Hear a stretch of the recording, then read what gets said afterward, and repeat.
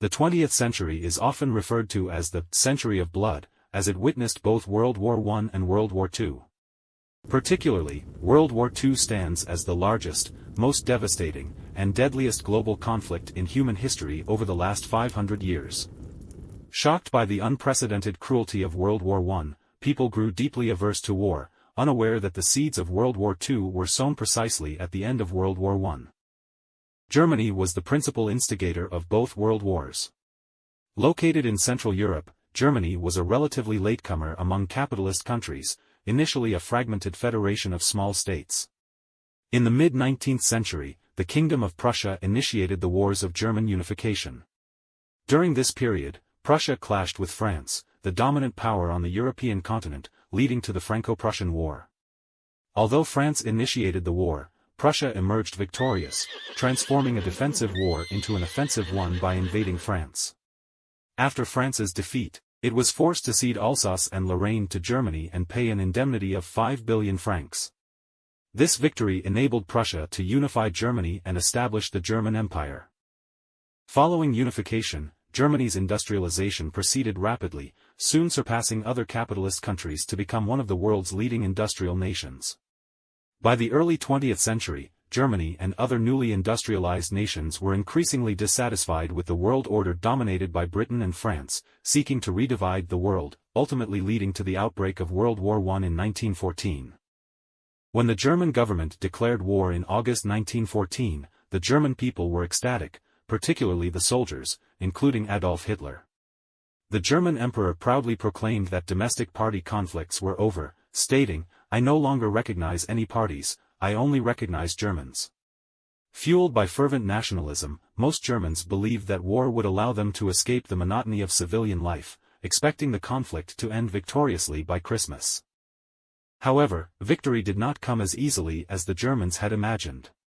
Instead, the war turned into a prolonged and grueling war of attrition. Eventually, the conflict expanded from a European war to a world war, involving 33 countries and affecting a quarter of the world's population. During the first 2 years, the Central Powers, led by Germany, and the Allied Powers, led by Britain and France, experienced fluctuating fortunes. However, in 1917, the United States declared war on Germany, dramatically altering the situation. Initially neutral, the U.S. had profited immensely from selling arms to both sides. With both sides exhausted, the U.S. decided to intervene, declaring war on Germany on April 6, 1917, citing German submarine attacks on American merchant ships.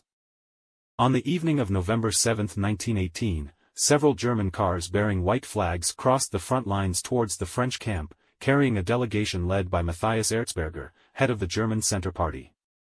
The following day, the German delegation reached the Campine Forest, 50 kilometers northeast of Paris, where the Allied Supreme Commander Marshal Ferdinand Foch had his headquarters. Ferdinand Foch was a French military leader born in 1851 in Tarbes, Hautes-Pyrénées. The defeat in the Franco-Prussian War left an indelible mark on Foch, who vowed to join the military and reclaim Alsace and Lorraine.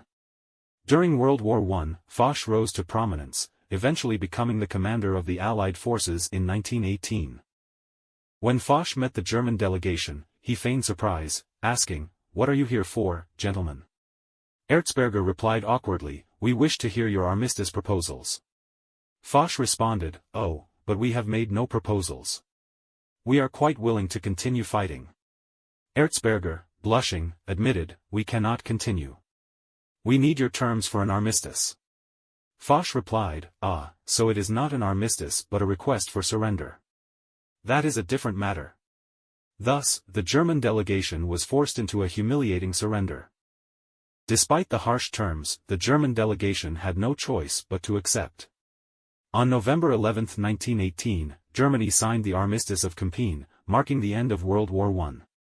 Following the cessation of hostilities, the victors began to discuss the terms of a peace treaty to be imposed on Germany, choosing Paris as the meeting location. On January 18, 1919, the peace conference officially opened in the Hall of Mirrors at the Palace of Versailles, known as the Paris Peace Conference. The choice of Versailles held deep symbolic significance for the French. During the Franco-Prussian War, Prussian troops had surrounded Paris, and on January 18, 1871, the Prussian King Wilhelm I was crowned Emperor of Germany in the Hall of Mirrors at Versailles. The humiliating Treaty of Frankfurt, which France accepted on February 26, was also signed there.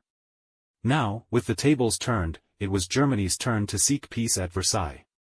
The French deliberately chose the Palace of Versailles and the date of January 18 for the conference to vent their long-standing hatred. The Paris Peace Conference was convened by the victorious Allied powers to draft the treaty. The conference included over 1,000 representatives from various countries, with 70 plenipotentiaries. However, the real decision-makers were the Big Three: U.S. President Woodrow Wilson, British Prime Minister David Lloyd George, and French Prime Minister Georges Clemenceau. The interests of Britain, France, and the United States were not aligned, leading to a treaty born of mutual compromise. France sought to severely punish and weaken Germany. The Western Front battles had largely taken place on French soil, resulting in massive casualties, around 5 million military and civilian deaths. Combined with the historical enmity between France and Germany, the French proposals were heavily influenced by a desire for revenge. France aimed to control German industry to compensate for its wartime losses, reflecting the will of the French public. Clemenceau's proposals included punishing German militarism by publicly executing the German emperor, ensuring Germany could never revert to its pre-1914 political state, reclaiming Alsace and Lorraine, establishing a demilitarized zone in the Rhineland, creating a Rhineland Republic as a buffer state between France and Germany, requiring Germany to pay war reparations for the damages to France, and drastically reducing Germany's military capabilities. Additionally, the victorious powers would divide Germany's overseas colonies and severely limit its military strength. Although many British soldiers had also died in the war, leading to a strong public sentiment for harsh punishment of Germany, Prime Minister Lloyd George believed the French proposals were too severe. British foreign policy traditionally aimed to maintain a balanced Europe to prevent any single nation from dominating. If France's proposals were fully implemented, France would become a superpower on the European continent, disrupting the balance of power, which was not in Britain's long-term interest. Furthermore, Lloyd George feared excessively harsh terms would incite a strong desire for revenge in Germany, undermining the prospects for lasting peace. Germany remained Britain's second-largest trading partner, and overly weakening Germany's economy would also harm Britain.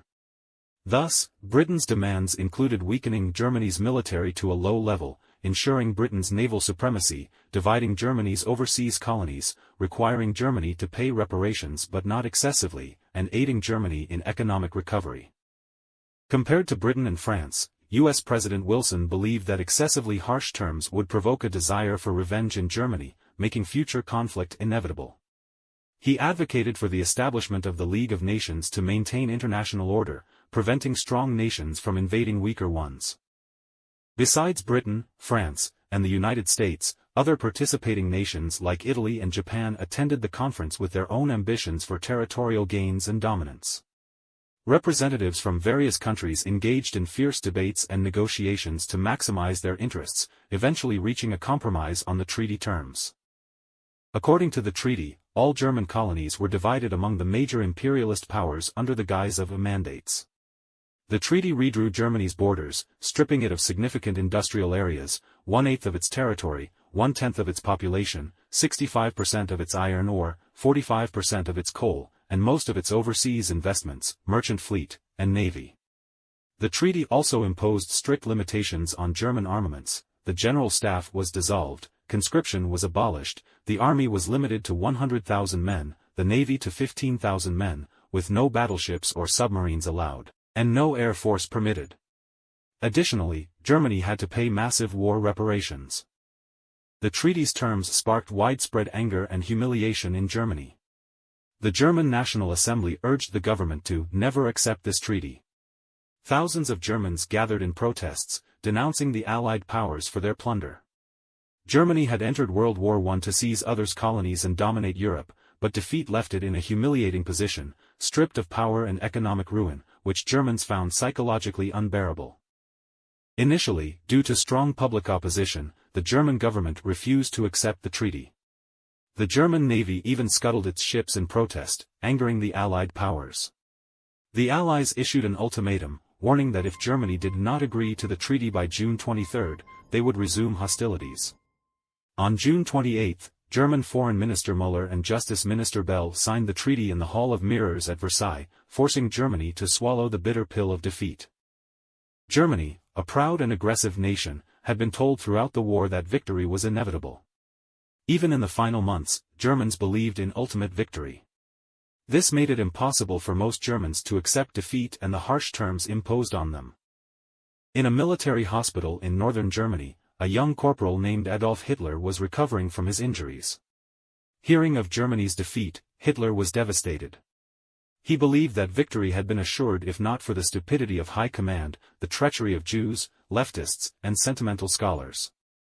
Now, all efforts had been in vain, and he resolved to reclaim everything.